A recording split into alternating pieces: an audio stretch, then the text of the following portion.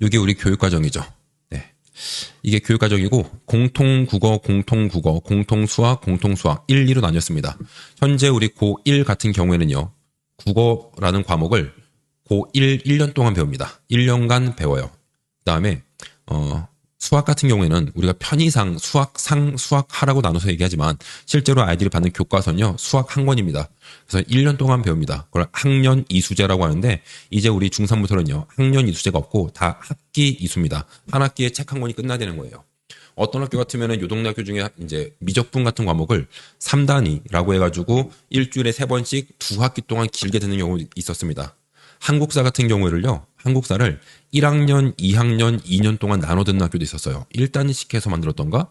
뭐 그래가지고 한국사 시험범위도 좁고 아이들이 공부해서 성적을 잘 받게 될 경우에는 상위권 아이들 같은 경우에는 그 한국사 과목이 일자리 하나 더 포함된 거니까 등급을 좀 더 안전하게 상위권 등급을 만들어주기에 도움이 됐었습니다. 이제는 무조건 한 학기에 한 번씩이고요. 여기 보시면 기본 수학이라고 있습니다. 기본 수학. 요건 뭐냐면은 우리 아이가 아직 마음을 못 잡았어요. 마음을 못 잡아서 공부를 별로 안 하고 있습니다. 네. 매일 집에서 게임하고 나가서 친구들하고 게임하고 돌아다니기만 하고 공부하러 가면 나중에 한다고 얘기하고 그래서 뭐 고등학교 올라가면서부터 하면 되지라고 생각해서 놔두셨는데 지금 슬쩍 와서 이제 고입을 앞두고서 주변을 살펴보니까 아닌 거죠. 누구네 집에는 미적분이 끝났네. 누구네 집은 미적분 2까지 끝났네. 누구네 집에는 수학은 이미 마스터하고 과학을 하고 있네. 어느 옆집 애를 보니까 이미 통합사회 통합과학은 다 끝났고 이제 선택 과목에 있는 사회 과목, 과학 과목 하고 있네 하면서 조금 마음이 급해지십니다. 그래서 이제 막 공부를 시키려고 하는데 금방 안 늘죠 이게.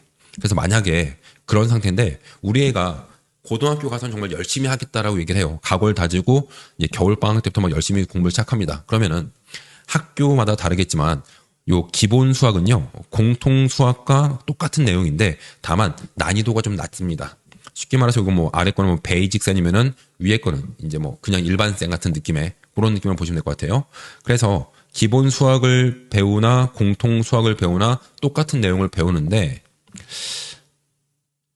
등급은 이제 따로 나오겠죠. 공통 수학과 기본 수학이. 그러면 우리 아이는 아직 선행이 적으니까 기본 수학으로 시험을 봐야지도 가능하고요. 또는 선행을 하긴 했는데 기본 수학을 듣는 애들이 은근히 많네. 인원수가 꽤 되네. 그러면 나도 그냥 차라리 공통 수학 말고 기본 수학으로 바꿔서 기본 수학에서 수학 공부를 좀 덜 한 아이들이 있을 테니까 거기에서 1등급을 찍어봐야지 라는 마인드로 기본 수학을 듣는 것도 하나의 방법이 될 수 있지 않을까 생각이 듭니다.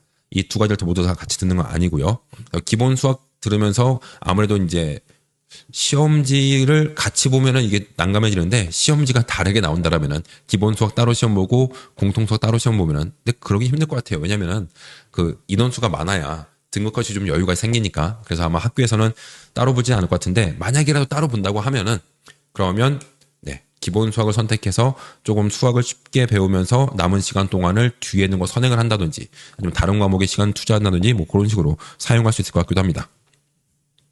그다음에 진로 선택 과목들 이렇게 있고요. 융합 선택이 있죠. 여기 뒤에 좀 더 말씀드릴게요. 자, 여기 빨강색 테두리 있는 거, 요 과목들만 절대 평가입니다. 얘네를 제외한 나머지 모든 과목이 싹 다 상대 평가예요. 물론 교양 과목은 패스페일, 예, 그거로만 나오고 있고요. 그래서 얘네를 전부 위에 있는 국어, 수학, 영어, 과학 얘네 전부 다 싹 다 상대 평가라고 생각하시면 편합니다. 즉 현재 고1 같은 경우에는요.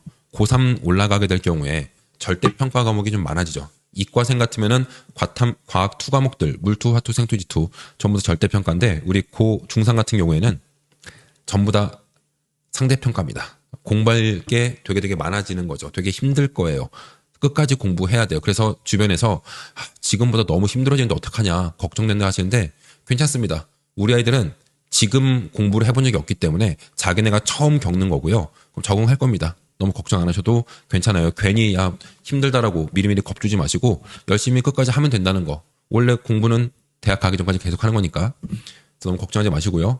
그다음에 여기 있는 과목을 보시면요. 물리투가 역학, 에너지, 전자기와 양자, 화투가 이렇게 나뉘었습니다. 이걸 보여드린 이유는 지금 일부 학교들은 투 과목 중에 있는 2개 중에 하나를 2학년 2학기로 가져오는 경우가 있어요.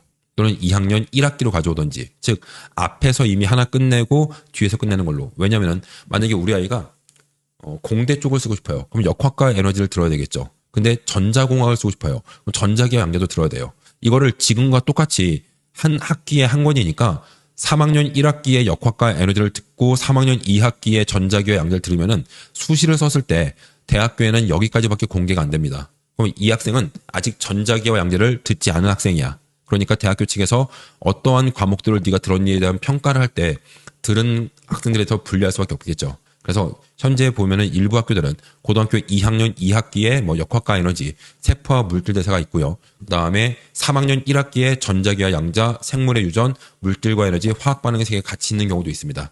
그런 식으로 교육과정 편제를 정리해가지고 진행을 하고 있는 걸로 지금 준비 중인 걸로 보고 있습니다.